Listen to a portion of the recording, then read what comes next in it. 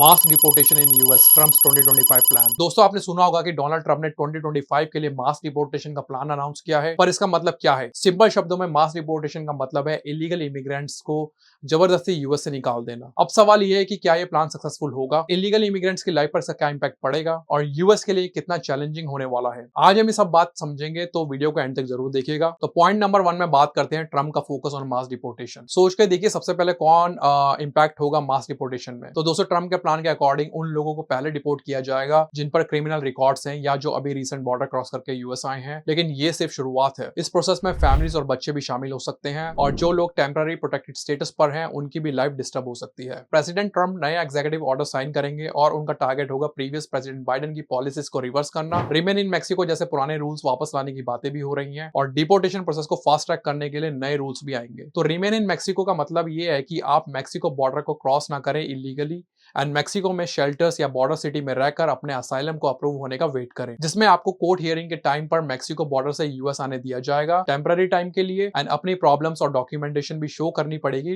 Hearing के time पर। तो पॉइंट नंबर 2 में बात करते हैं नेशनल इमरजेंसी एंड यहाँ पर बातें और भी ज्यादा सीरियस होने वाली है। प्रेसिडेंट ट्रम्प का प्लान सिर्फ पेपर वर्क तक लिमिटेड नहीं है, वो इस इश्यू को नेशनल इमरजेंसी तक डिक्लेयर कर सकते हैं। तो सोचो मिलिट्री रिसोर्सेज का यूज हो सकता है, नए बॉर्डर वॉल्स बनाई जाएंगी और स्टेट्स या लोकल गवर्नमेंट जो अपोज करेंगी उन्हें भी कंट्रोल करने की बात चल रही है। यहाँ पर रिपब्लिकन पार्टी की स्टेट का रोल बहुत ज्यादा जरूरी है। आप मान लो कि ट्रम्प का प्लान नेशनल इमरजेंसी को डिक्लेयर या इंप्लीमेंट करना है, तो सबसे पहले उनको कौन सपोर्ट करेगा? तो ऑब्वियस है रिपब्लिकन स्टेट्स। आई मीन जहां पर प्रेसिडेंट ट्रम्प की गवर्नमेंट बनी हुई है वो सारी स्टेट्स। तो फ्लोरिडा इसका परफेक्ट एग्जांपल है। ये state already strict immigration laws को फॉलो करते हैं, तो मास डिपोर्टेशन यहाँ ज्यादा स्मूथली चल सकता है, लेकिन डेमोक्रेटिक पार्टी इसका काफी अपोजिशन करेगी, तो ये एक बहुत बड़ा हर्डल हो सकता है नेशनल इमरजेंसी को डिक्लेयर करने में। पॉइंट नंबर 3 में बात करते हैं आईसीई का एक्सपेंशन। आईसीई जिसका फुल फॉर्म है इमिग्रेशन एंड कस्टम्स इन्फोर्समेंट। तो आईसीई की कैपेसिटी बढ़ाई जा रही है, जिसमें नए इमिग्रेशन ऑफिसर्स हायर होंगे, डिटेंशन सेंटर एक्सपेंड किए जाएंगे और रेट्स के चांसेस बॉर्डर एरिया के साथ साथ इंटीरियर सिटीज में भी बढ़ेंगे। सो बेसिकली जो लोग अंदर ही अंदर छुप के रह रहे हैं उनके लिए भी सिचुएशन काफी टफ होने वाली है। पॉइंट नंबर 4 में बात करते हैं डाका और टीपीएस को खत्म करने की बात। तो ये सुन के काफी लोग टेंशन में आने वाले हैं। डाका प्रोग्राम जो अनडॉक्यूमेंटेड बच्चों को डिपोर्टेशन से प्रोटेक्ट करता था, उसे खत्म करने की बात हो रही है। डाका की फुल फॉर्म होती है deferred action for childhood arrivals. तो डाका यूएस में 2012 में इंट्रोड्यूस किया गया था, जिसमें अनडॉक्यूमेंटेड बच्चे जो अपने इलीगल पेरेंट के साथ यूएस आए थे, तो उन बच्चों को टेम्पररी प्रोटेक्शन